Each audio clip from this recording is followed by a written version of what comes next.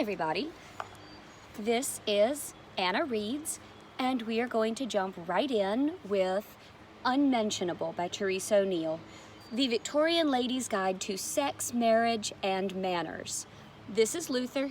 He's in the way. He's also not my cat, but really he is. Okay, so Unmentionable. In dedication to Mrs. Diane Pritchard, because in 7th grade I said I would dedicate my first one to you, and I think you believed me. That's sweet. All right, jumping right to page 3, we have a bit of a prelude. Hello, slattern. Thank you for coming. Please, won't you sit with me a moment, my friend? I hope you'll forgive my familiarity, but I do insist on a certain amount of comfort and openness with my traveling companions. A journey of this sort is an intimate affair. You've come to see me because you have heard of what I can do, where I can take you. You are a devoted fan of simpler times, right? You can't resist any film where the heroine wears petticoats, lets her long, beautiful locks fly away from their tight bun in dramatic moments, and calls her father Papa when defying his choice of husband for her.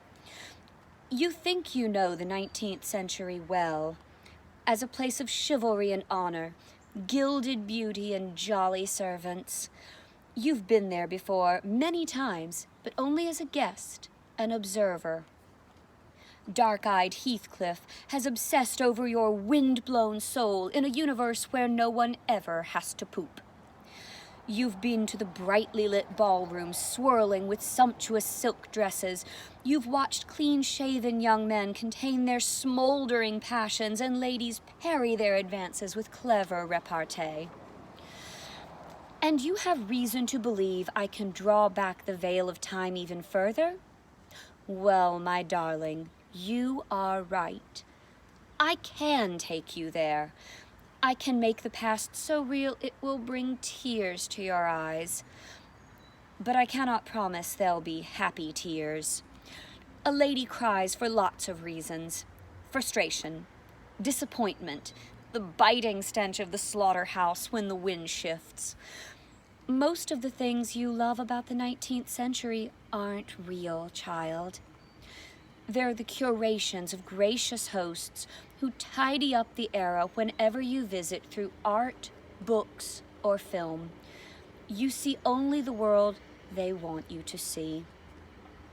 But if you take up your own residency, as I propose we do, the truth cannot be hidden for long.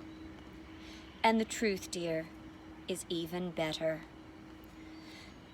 Come with me, and we will vanquish myth. I'll be your tour guide to the real 19th century. I will tell you what you must know to survive. I'll teach you about toilets, or rather the desperate lack of them, and more important, what you're going to do about it.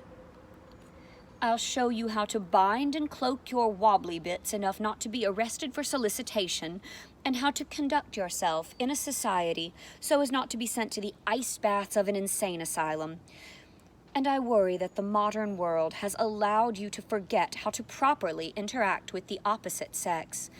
Since relating with men is going to be about the most significant part of your life here, whether you like it or not, I'd like to give you a refresher course.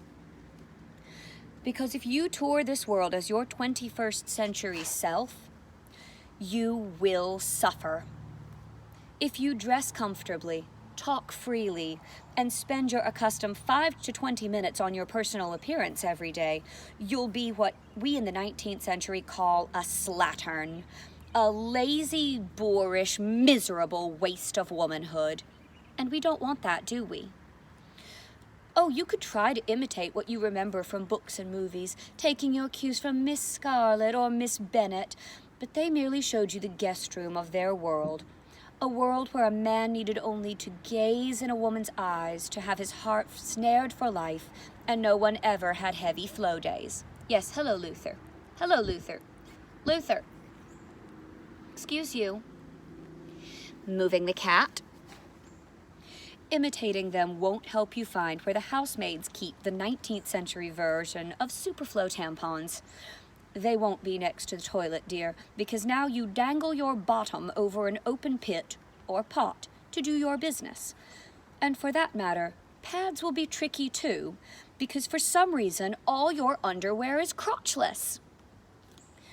You've watched every version of Jane Eyre ever made, and there was never a single scene explaining that to you. But I will. Of course, you must be amenable to some simple rules of travel. Rule number 1, I am capricious and omnipotent. That fairly well covers it, actually. I will be transporting you geographically, temporally, and through stages of life and levels of society without continuity or warning. That way we can absorb as many of the fun, important bits as possible. You will arrive in the 19th century in the guise of a young woman of some wealth, European descent, and living in either America or Western Europe. This is not remotely reflective of the experience of most women during this period. Poverty, war, and abuse stalked the earth, and women got the worst of it. In fantasies of olden times, we all tend to picture ourselves as the heroine, conducting our drama draped in a silk shawl and hand-embroidered linen nightgown. In reality, it's much more likely you'd have been born either the slave who's picked the linen's flax, the Native American, Indian, displaced to plant it, or the near-blind, starving seamstress who sewed the finery by the light of a dying candle. Although this journey will mainly stay within the boundaries of the later Victorian era, I will occasionally include information and images that come from before or after Her Majesty's reign, 1837 to 1901, the better to broaden your experience, or just because it pleases me. Do you want to know what is happening to your stately and spirited heroines when the curtains are drawn, when the scene fades to black? Do you want to explore the world that lies just outside the frame? You do, darling. I can tell. Most books and movies give you the foam, delightful and aromatic. I have brought you the bitter, dark brew underneath. It's strong, but once you develop a taste for it, you'll never again be satisfied with just the fluff. That was the prelude to Therese Oneill's Unmentionable, the Victorian Lady's Guide to Sex, Marriage, and Manners. This has been Anna Reads. All right. If you have a suggestion for me, once I finish this one, of course, feel free to contact me, and I will consider it. You can find me on Instagram at serenity_sweet13. You can find me on Twitter at serenitysweet13, no underscore. And of course, you can direct message me through here. I'll be considering your suggestions. Have a good one, everyone.